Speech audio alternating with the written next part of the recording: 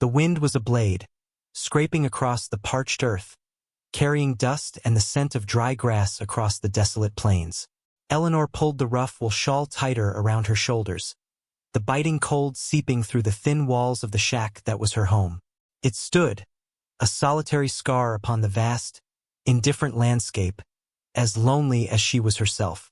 The silence here was a living thing, broken only by the wind's howl and the distant, mournful cry of a coyote. Since Robert had been taken by the fever, the silence had grown monstrous, filling the small space, pressing down on her chest until breath felt like a luxury she couldn't afford. Fear was a constant companion, a cold knot in her stomach. Fear of the land, fear of the solitude, fear of the unseen. The stories they whispered in the distant settlements about the Comanche were woven into her nights, tales of sudden violence, of ghosts that moved like shadows. She was vulnerable, exposed, a tiny spark against the overwhelming dark. It was the dust trail she saw first, thin against the bruised twilight sky, moving too fast, too erratic, to be a lone rider. Then came the sound, a faint, ragged breathing, a low groan carried on the wind. She gripped the old rifle, its weight familiar but offering little comfort against the unknown. Cautiously, she moved towards the rise, the wind tearing at her worn dress.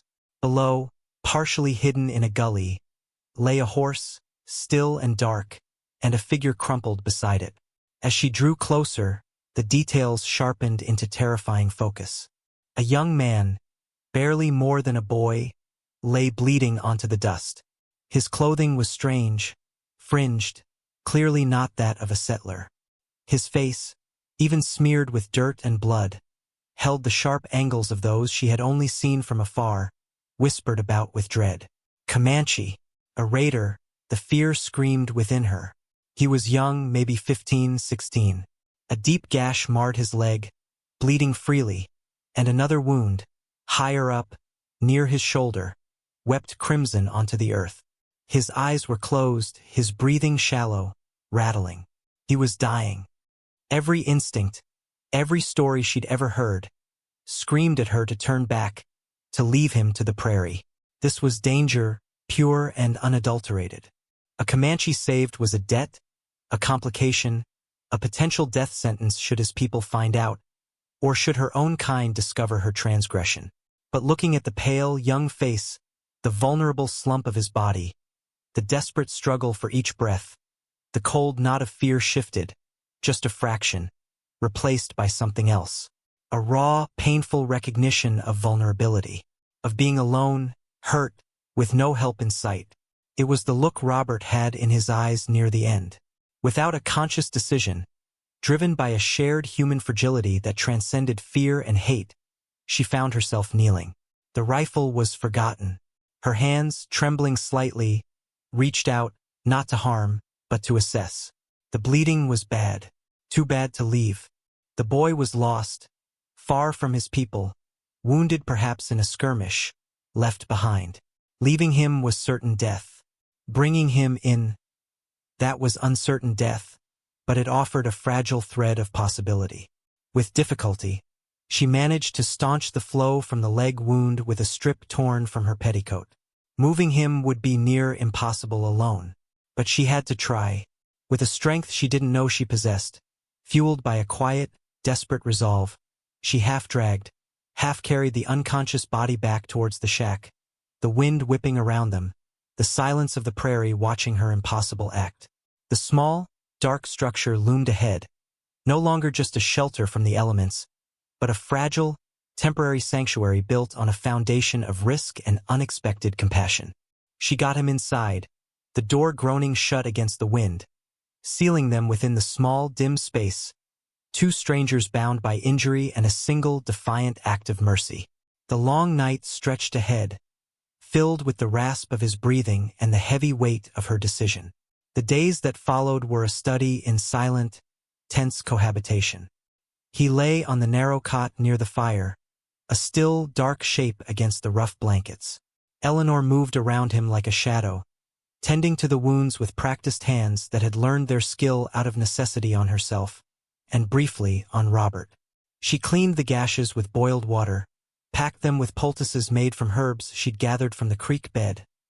Comfrey and yarrow, remedies that knew no tribe. His fever raged, then broke. His eyes, when they finally opened, were dark and wary, fixing on her with an unnerving intensity. They held no gratitude, only the quiet, assessing gaze of a wild creature trapped. She offered water, broth made from scarce dried meat. He took them slowly, his movements stiff with pain and distrust. Dialogue was sparse, almost non-existent. He spoke a few words in a language she didn't understand, guttural and unfamiliar. She responded in simple English, pointing, offering, tending. He watched her constantly, his gaze following her as she stoked the fire, mended a tear in her dress, or simply sat in the silence, watching the dust motes dance in the shafts of light that pierced the small window. Her internal monologue was a constant stream of anxiety and justification. What had she done? Sheltering an enemy. If anyone found out, settlers would condemn her, maybe worse. His people, if they found him here, might see her as a captor, not a rescuer. Yet, as she changed his bandages, saw the faint flicker of relief in his eyes when the pain eased, the desperate loneliness that had been her constant companion seemed to recede slightly, replaced by a different kind of focus. This wasn't companionship, not yet. It was a shared vulnerability, a necessity. He needed her to heal. She needed something to do, someone to care for, a purpose that pulled her out of the suffocating grief. He was young, she reminded herself. A boy, not the hardened warriors of the tales. He had a raw, untamed grace even in his weakness. He learned her movements, anticipated her needs in small ways, reaching for the water cup before she offered it, shifting slightly to make bandaging easier. He pointed to the fire once when it was dying, a silent request, an acknowledgement of her role as keeper of their fragile warmth. She learned his name, or what she understood of it, Chayton. It sounded soft and strong when he finally whispered it. The trust wasn't spoken. It was built in the shared space, the silent hours, the mutual dependence. She didn't ask about his wounds, how he got them, or where his people were. He didn't ask why she lived alone, unprotected, in this desolate place. They were two souls cast adrift, finding a temporary harbor in each other's presence. He started to move more freely, testing his leg. He would sit up sometimes, watching the world outside the window with a gaze that seemed to pierce the distance. One evening, he carefully cleaned a small knife he carried, honed to a razor's edge. He did not threaten her, but the quiet, deliberate act was a reminder of his nature, and the world they both inhabited. He was a survivor, a hunter, a warrior in training. And she, the lonely woman who saved him, was utterly exposed. The slow build of their silent connection was punctuated by the ever-present threat of the world outside. Every distant sound, every shift in the wind, sent a jolt of fear through her. She found herself watching the horizons constantly, scanning for signs of movement, her heart hammering against her ribs.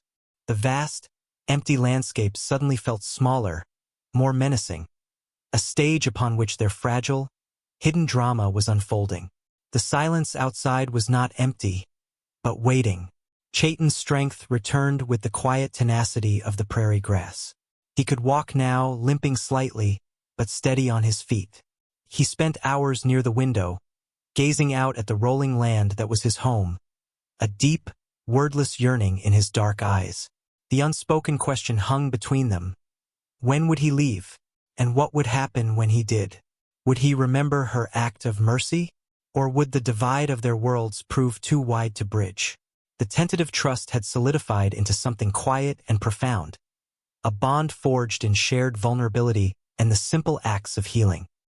He had shown her a quiet respect, a silent protection that was more felt than seen. He would sit near the door as dusk fell, his gaze fixed outwards, a silent guardian against the encroaching night and whatever dangers it held. He fixed a loose shutter, using only his knife and a piece of leather, his movements economical and skilled. He was no longer just the wounded boy. He was Chayton, a presence that filled the lonely shack with a different kind of silence, one that felt less empty than before. The morning dawned clear and sharp, the sky a vast, pale blue. Eleanor was outside, tending to the few scrawny chickens she kept, a task that rooted her in the mundane reality of survival. Chayton was inside, near the fire, and then she saw it, a disturbance on the horizon. Not a dust trail this time, but multiple points moving slowly, deliberately. Her heart leaped into her throat, a sudden, cold wave of dread washing over her. Riders. Heading this way. She dropped the feed pail, her hands shaking as she scrambled back towards the shack. "Chayton!" she called, her voice rough with fear. He was instantly at the window, his eyes narrowed, scanning the approaching figures. He went utterly still. More appeared over a rise. And more. They were moving together, a single dark mass against the bright sky. As they drew closer, details began to emerge. Not warriors on raiding ponies. The figures were smaller, their movements different. And their numbers. She tried to count, her breath catching in her throat. Too many for a hunting party. Too many for a simple visit. As they crested the final rise, the terrible, undeniable truth revealed itself. 33 figures, all mounted, moving with a slow, inexorable purpose towards her isolated home. And they were women. 33 Comanche women, surrounding her shack, their presence a silent, unnerving question mark on the vast, indifferent prairie. Chayton stood beside her, his face a mask of unreadable intensity, watching his people converge upon the fragile sanctuary she had created. The air crackled with tension, the silence outside now a heavy blanket, thick with anticipation. They were here. They had found him, and they had found her. The lonely cowgirl and the young Comanche raider, facing the consequences of her impossible act together. The small shack a tiny island in a sea of silent, watchful women. The 33 women formed a silent, watchful circle around the shack. They sat straight upon their horses, their faces impassive, eyes scanning the small structure. There was no war paint, no weapons openly displayed beyond the knives and bows that were part of their everyday lives. Their presence was not aggressive, but it was undeniably formidable. Eleanor stood just inside the doorway, the rifle held loosely in her hands, though she knew it was useless against so many. Chayton stood beside her, his earlier stillness replaced by a coiled tension. He watched the women and they watched the shack. A long moment stretched between them, filled only by the soft sounds of the horses shifting and the omnipresent wind. It was a standoff, silent and profound. Eleanor's mind raced, trying to comprehend their purpose. Had they come for him? To punish her? Was this a prelude to violence? The fear was still there, a cold knot, but it was overlaid with a strange sense of calm determination. She would face whatever came. She would not hide. After what felt like an eternity, one of the women, older, with braided gray hair and a face etched with the lines of the sun and time, dismounted. She walked slowly towards the shack, her gaze fixed on Eleanor. There was no hostility in her eyes, but a piercing intelligence, a deep, quiet strength that commanded respect. She stopped a few yards away and spoke, her voice low and resonant, in the Comanche language. Chayton answered her, his voice stronger now, though still with an edge of caution. He spoke for a few moments, gesturing slightly towards his leg, then towards Eleanor. The older woman listened intently, her eyes occasionally flicking to Eleanor, assessing, understanding. Eleanor watched them, her heart pounding, trying to glean meaning from the tones, the gestures. When Chayton finished, the older woman nodded slowly. She turned her gaze fully upon Eleanor. Her expression softened slightly, a subtle acknowledgement passing between them. She spoke a few more words to Chayton, then turned and walked back to her horse. She mounted with quiet dignity. She gave a signal, a small movement of her hand. And then, as silently and deliberately as they had arrived, the 33 women turned their horses and began to ride away. They did not look back. The circle dissolved, the figures receding back across the prairie, leaving only the faint scent of horses and dust in their wake. Eleanor and Chayton stood watching until the last rider was a distant speck on the horizon. The silence returned, but it was different now. It was no longer empty and terrifying, but filled with the echo of the unexpected encounter. Chayton turned to her, his dark eyes holding a depth of emotion she hadn't seen before. Gratitude, yes, but something more complex, recognition, perhaps even respect. He spoke a few words, his English hesitant. They, my mother, and the others, they came for me.